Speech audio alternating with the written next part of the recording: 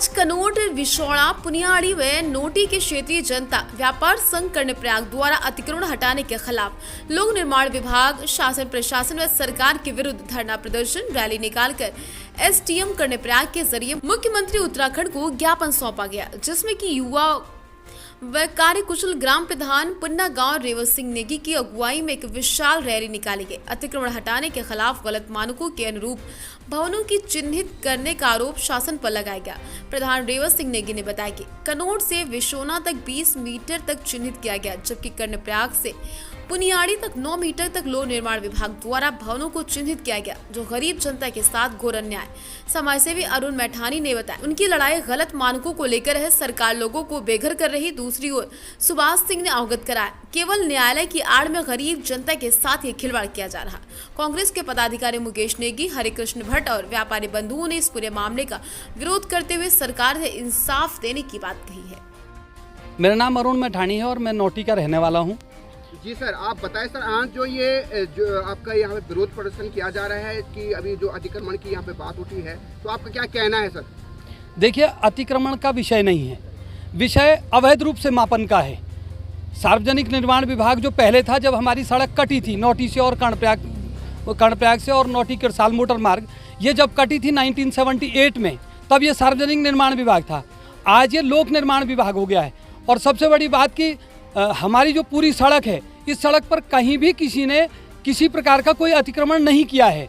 जितनी पीडब्ल्यूडी ने उस समय सड़क बनाई थी, उससे भी ज़्यादा लोग पीछे हट करके लोगों ने अपने खेतों में अपनी ज़मीन पर जो भवन बनाए हैं, चाहे वो व्यावसायिक हों चाहे वो आवासीय हों, इन्होंने एकाएक जो है न्यायालय का निर्देश का अनुपालन बता करके एकाएक लोगों की इतने अच्छे अच्छे मकानों पर बिना कारण, किसी प्रकार की कोई अव्यवस्था नहीं है, बिना कारण लोगों की मकान पर कहीं 7 मीटर, कहीं 9 मीटर, कहीं 11 मीटर, इस तरह का जो एक मापन किया है, उससे लोगों में आक्रोश है और लोगों में एक भय व्याप्त है कि अब हम कहाँ जाएंगे। जिनके पास घर नहीं है, मतलब उनका एक ही घर है, अगर वो परिवार वहाँ से विस्थापित होता है तो कहाँ जाएगा।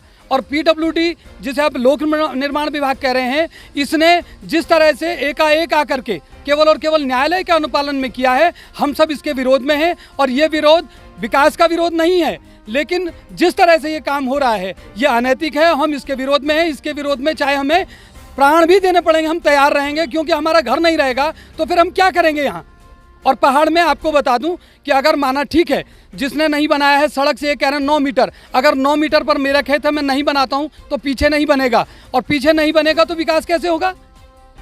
इसलिए, और सड़क के नीचे की तरफ कह रहे हैं 6 मीटर, सड़क के नीचे अगर कोई 6 मीटर दूर बनाता है तो उसको अप्रोच कौन बना के देगा उस घर के लिए, या वो व्यावसायिक प्रतिष्ठान बनाता है तो उस खाई में कौन जाएगा।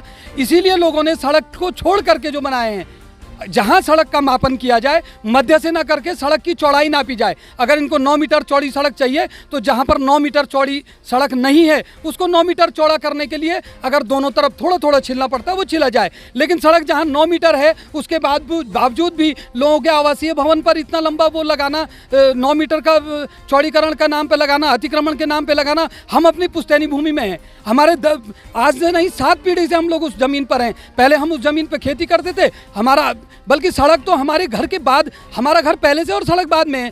हम लोगों ने त्याग किया है, हमारे घर के और गौशाला के बीच से सड़क गई है, हमने इतना महत्वपूर्ण अपनी ज़मीन वहाँ पे दी है। और आज अगर हमारी भूमि पर या हमारे भवन पर इस तरह से लिखा जा रहा है, हम इसके सख्त खिलाफ हैं। और पूरा क्षेत्र, आज मैं बता दूं कि पूरे क्षेत्र में व्यावसायिक प्रतिष्ठान बंद हैं, पूरा इलाका बंद है। आज तो हम सांकेतिक केवल बात करने आए हैं। अगर हमारी बात को नहीं माना जाएगा या हमारी बात पर गौर नहीं किया जाएगा तो हम कल से ही ढोल दमाऊ के साथ पूरा आंदोलन कर्णप्रयाग में करेंगे, और तब तक करेंगे जब तक न्याय नहीं हो जाता।